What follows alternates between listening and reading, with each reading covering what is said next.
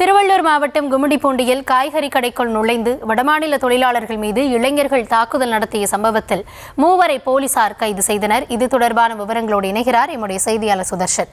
சுதர்ஷன், விரிவான விவரம் என்ன?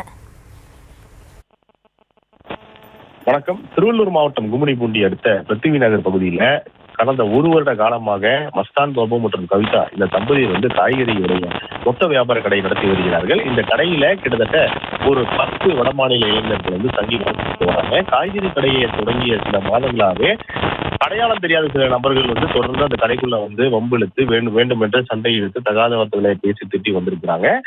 தொடர்ச்சியாக அந்த கடையில வேலை செய்யக்கூடிய நபர்களையும் தாக்குதல் ஈடுபடுத்தி வந்திருக்கிறாங்க. இதுல உஷாரான அந்த தம்பதியினர், அதாவது கடையுடைய உரிமையாளர், சிசிடிவி பொறுத்திருக்கிறாங்க. சிசிடிவியை பொறுத்தினதுக்கு அப்புறம் தொடர்ச்சியாக இதே மாதிரி சம்பவங்கள் நடைபெற்று வந்திருக்கிறது. அதன் பிறகுதான் இந்த சம்பவம், அதாவது இந்த நேற்று நடந்த இந்த சம்பவம் காய்கறி கடைக்குள்ள கிட்டத்தட்ட ஒரு 4 நபர்கள், அடையாளம் தெரியாத 4 நபர்கள் இந்த காய்கறி கடையில வேலை செய்யக்கூடிய அந்த இளைஞர்களை, வடமாநில இளைஞர்களை வேண்டுமென்றே அந்த வம்பிழுத்து சண்டையிட்டு அவர்களை தாக்கி அவர்களை பாய்ந்து அடிக்கக்கூடிய அந்த காட்சிகள் சிசிடிவில பதிவாயிருந்தது.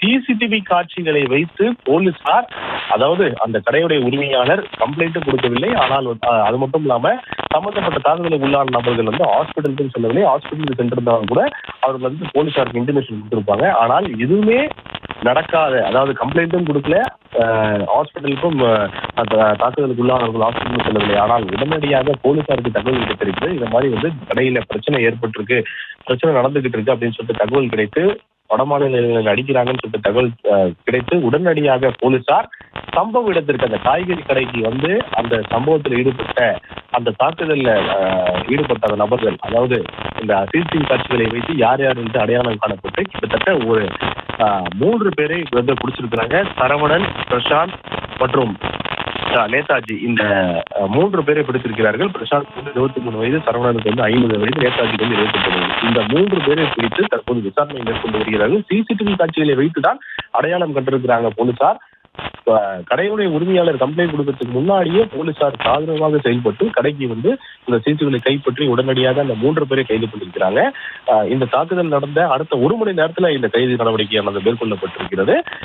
இந்த கைது நடவடிக்கை மேற்கொள்ளப்பட்டிருக்க காரணத்தால அந்த சம்பந்தப்பட்ட காவல் நிலையத்தில் இருக்கக்கூடிய காவலர்களுக்கு உயர் அதிகாரிகள் பாராட்டுகளை தெரிவித்திருக்கிறார்கள். விவரங்களுக்கு நன்றி சுதர்ஷன்.